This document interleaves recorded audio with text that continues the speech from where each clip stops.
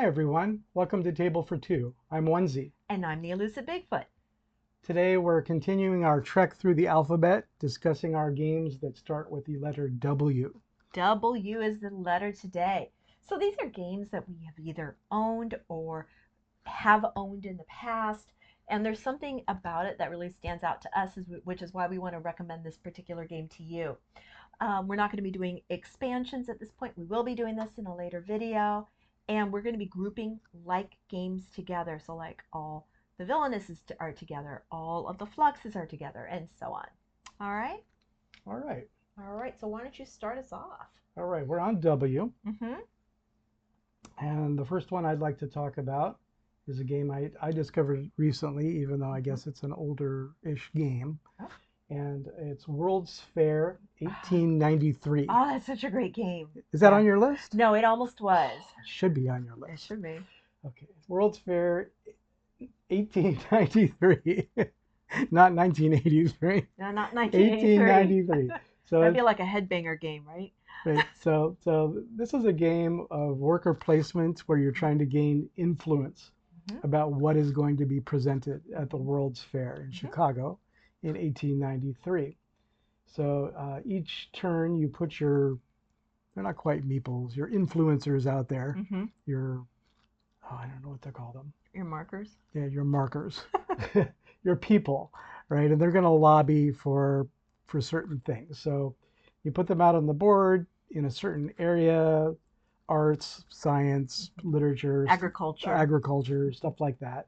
And then you take the cards from that area and put them in your hand. You can use them later, right? And so at the end of the round, you're going to score who has the most influence in a certain region, right? And I believe the region changes from round to round. It definitely does. Which one you're focusing on. Right. And then at the end of the game, you tally up your scores and you see who has the most influence over the World's Fair. So it's a fun worker placement game.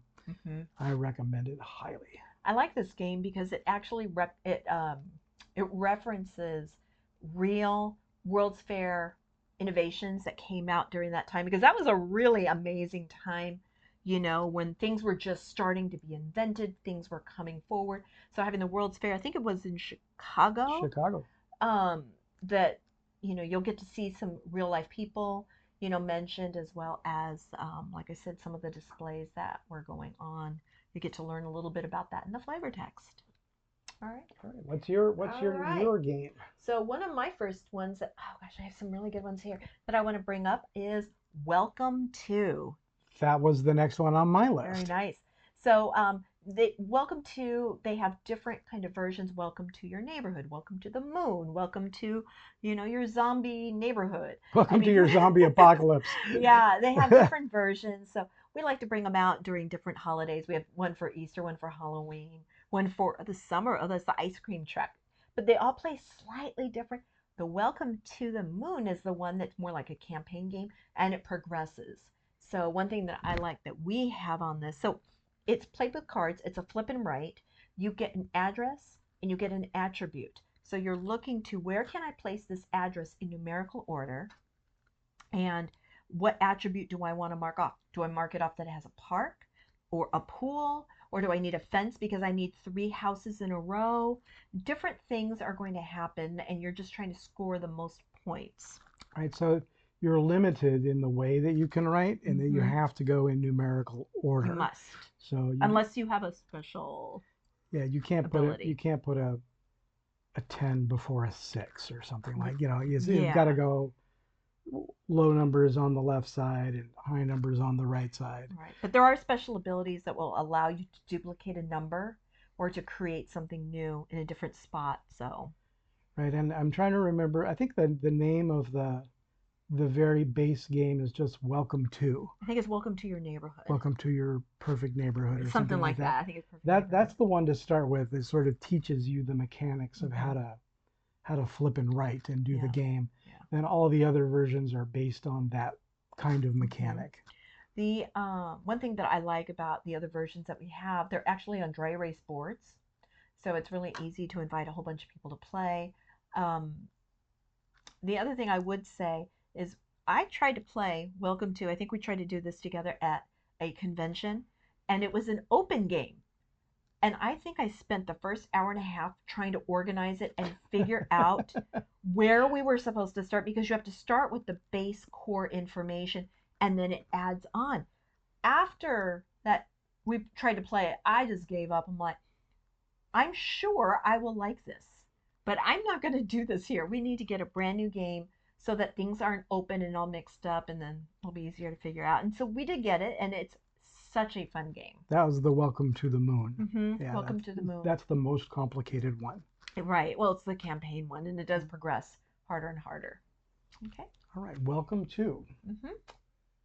All right. So that's 2 off my list and 1 off your list. Yes. My next one up is it's either called White Castle or The White Castle. The White Castle? The White Castle. I have that on my list. Yes. So The White Castle takes place in feudal Japan.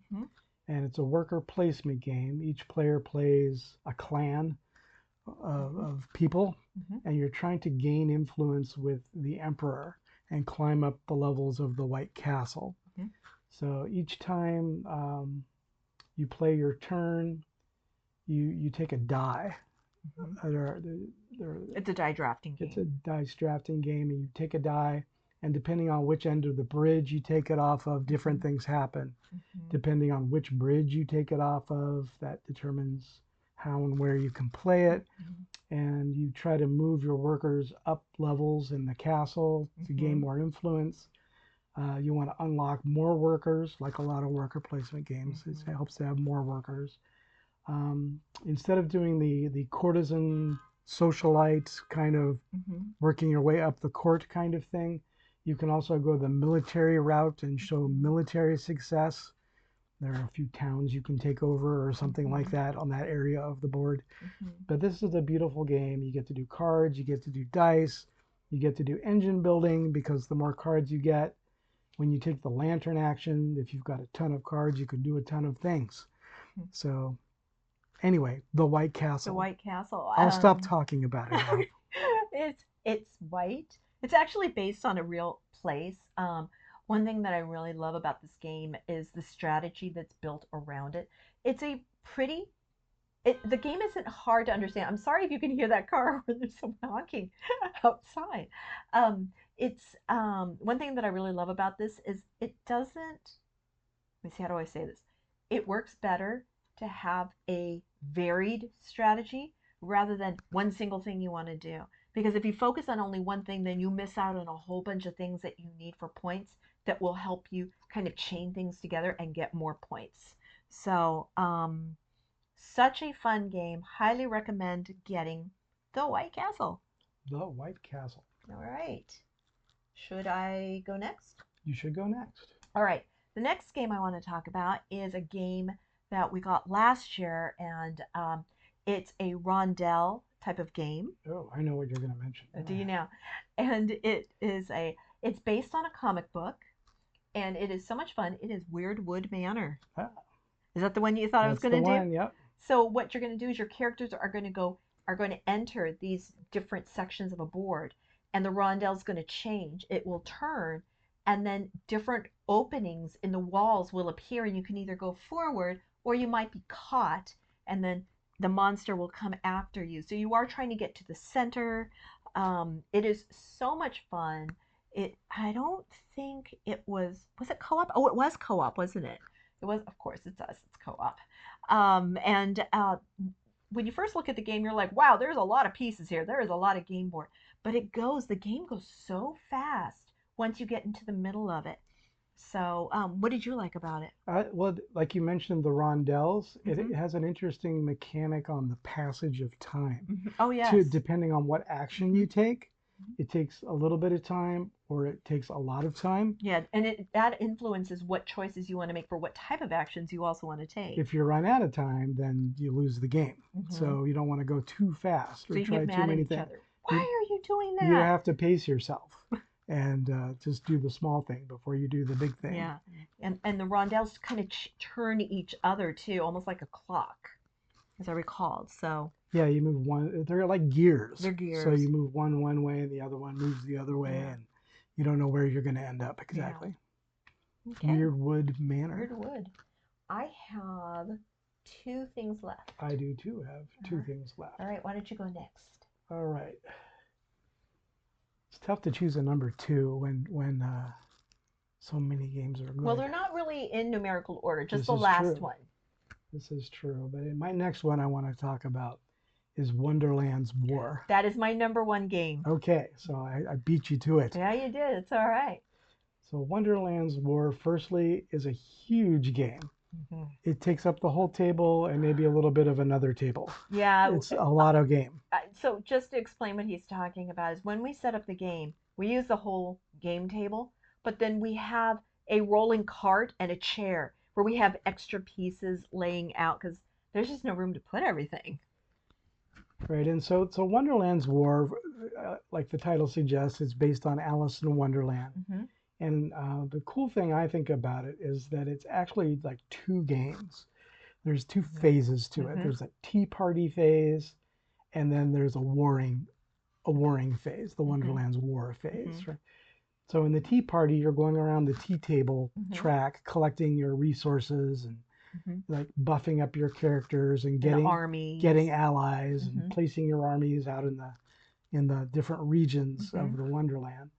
And then once everybody goes around the appropriate number of times the tea party, then they start to wage war on each other, and it's all a matter of who's left standing in that region. Yeah. Well, the other thing that I really love about this game, it's a bag building game. So you are pushing your luck as you're going around the tea party and gathering your resources. Sometimes they are little chips, little round discs that you're going to put into your bag. And you get a set of discs or chips from your character because it's all variable player power. You could be Alice, you could be the Cheshire Cat, you could be the Mad Hat, or I don't know if you could be Cheshire Cat. You can. I know there's Shards of Madness too. There's madness is featured in the game. Because you don't want to go crazy. Well, anyway, so you have all these different characters. You put your little chips into your bag and you're pulling them out. And if you get too much madness, well, then you bust out and you don't get to take the next step of your turn. You have to just stop right there. So it's kind of like, should I push my luck so that I bust out, or should I push my luck just enough so that I get to put all of my chips back in my bag and keep going? So there's different things to look at. The art is phenomenal on this thing. The only negative, in my opinion, on this game is that game is just so big. Like, it's big. It's big. Think of a game that's a table hog, and then think of the whole farm of table hogs. It's the farm for the hogs. That's right. I will say this. I know that it's big, and I still own it. That's how much I love it. In fact, I upgraded to the deluxe set because I loved those chips so much. They felt so satisfactory. Yes, when you're reaching in a bag to draw things out of it, it's much better when it's not cardboard. Yeah. And when it's actually got a little kind of clacky texture to it. Yeah. Yeah. Real fun. Okay. So that was Wonderland's War. Sorry I ruined your number 1. That's all right. I have a feeling your number 1 is my next game I'm going to mention here. It could be. It's going to be 1 of 2 games. I'm going to go for it. I think it is Wormspan. That's the one. All right. So since Wormspan is your favorite, why don't you describe that? Okay. I'll talk about it a little bit. We both talk about it. Okay. This is a co-op video. It's a co-op video. So Wormspan, of course, based on the popular game Wingspan. But in Wormspan, you're raising dragons and collecting dragon eggs. And the way the board is set up, it's a little bit different than Wingspan. You have 3 caverns, which are your areas for play. So you have to excavate the caverns, and that's how you build your engine of cards as you lay them down. And then once you get that going, you can let dragons live there. They lay eggs. Each turn you get to do more stuff. The more stuff you have in your caves, the more stuff you get to do. And I think thematically, it just feels like you're raising dragons. Mm. It feels good. The other thing that I really like about Wormspan is what sets this different than Wingspan is there are guilds that you have a board that you're going to be going around to collect extra resources or extra abilities of that turn. So, so much fun. It's a beautiful game. I know at this point this company has built three different things. They've got Wingspan, Wormspan, and Finspan. So chances are there may be something there that you like, but it really is about your engine builder. If I put the cards in the right order for the right thing and I decide to take that line of action, what will I be able to actually do? So, I'm curious to see how far they'll go with the span series. the span, How many spans they'll do. what their span is in Yeah, spans. span. Span. Deep cut. Okay. Anyway, All right. So, worm span. worm span. Until next time, I'm Onezie. And I'm the Elusive Bigfoot. If this is some kind of content that you do like hearing about, please like and subscribe.